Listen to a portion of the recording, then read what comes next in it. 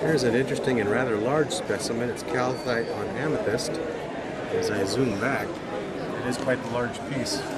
Good 20 to 24 inches across and well, just about the same height.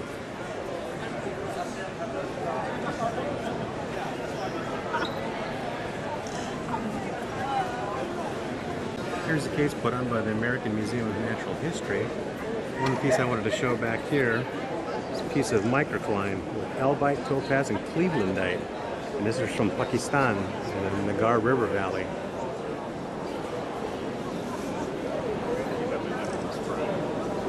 Beautiful piece.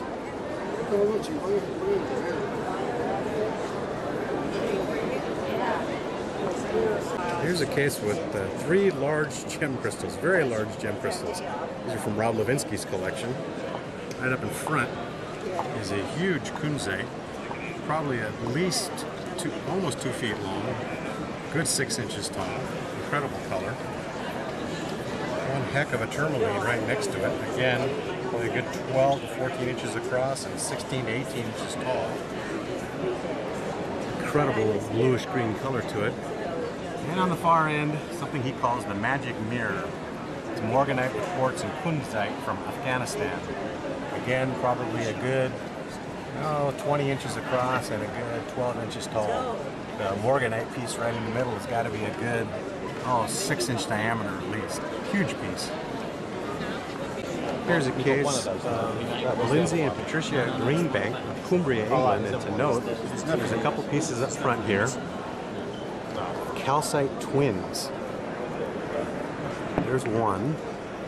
These are from the Cumberland area in England. And right up in front of it is another, well, pinkish, reddish colored twin calcite. Pretty amazing.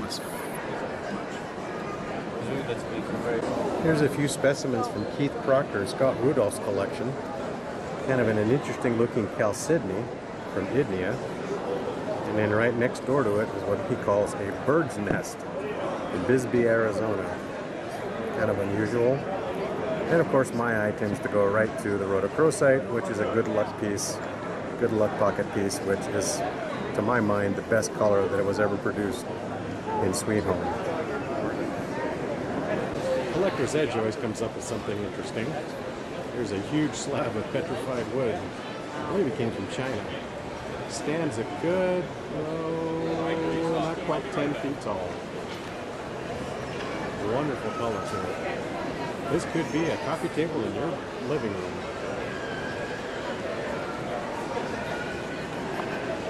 One of the things I've noticed here at the show is quite a bit of Chinese material that's come out. Even though it's getting closer to the quality of Sweet Home, it's not quite there. But the color doesn't quite make it. The color is still pretty amazing for where we're at.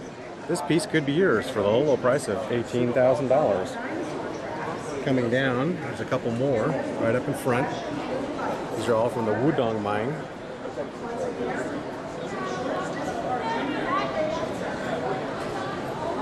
Pretty intense color. Here, hard at work, is Justin from therug.com. Justin does us a great favor by advertising a lot of our dealer sites, the internet dealers, through his site, giving people an opportunity to see when we've been updating our sites. Hi, Justin from the Bug here. We're here with Jessica. How you doing, Jessica? Been to his site, there's the address, therug.com. And right now he's interviewing a young lady. This picture looks like she picked up an amethyst piece. Camel nice. That's so cool. Look at that. Do you like the color of it? Me too. I love color. And that's a really unique. Here's an unusual case. Mr. Beaver took photographs of it a few days ago, and the character was debunked. Well, evidently, it's now changed. It's now Mr. Levinsky.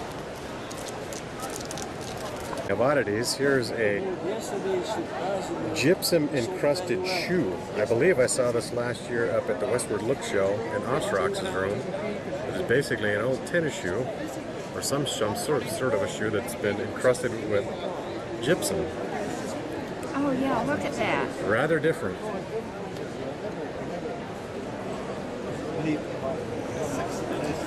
Wow. Speaking of mineral oddities, that's one of them. I'm generally not the biggest fan of amethyst, but here are some interesting scepter pieces from the Nevada. Large one in the back here. Got to be a good 8 to 10 inches tall, 4 or 5 inches wide. Panning down to the front of the case. A few smaller pieces. Interesting looking one right there. A few others. There's quite the nice scepter there. And in the back, a huge conglomeration. Very interesting looking piece though. Good 10, maybe 12 inches wide. A lot of interesting faces on it too. I'm here at the Heritage Auction Gallery, and later on this year, on May 17th, they're going to do an online auction for a number of specimens. Here in the case are some of the pieces that are going to be auctioning away. Of course, I have to come straight to my favorite, the Sweet Home piece. The ROM itself is probably a good 6 to 7 centimeters across. It's huge, intact, absolutely beautiful. Swinging around, an incredible fluorite piece from China, Shangbao Pyrite Mine. Working up, a really spectacular silver with a canthite piece from Chihuahua, Mexico. Zoom in a little bit, give you a better look. I'll work my way around the case. I have quite the barrel variety morganite. Coming down, a red barrel with a red barrel ring right next door to it. Working around to a couple more. Quite the stellarite piece from Kazakhstan. And right below it, an adamite.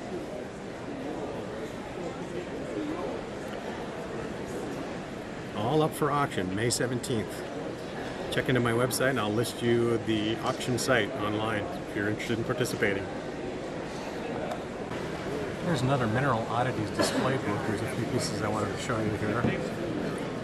Something I've got in my own collection is kind of an oddball. Sand calcite.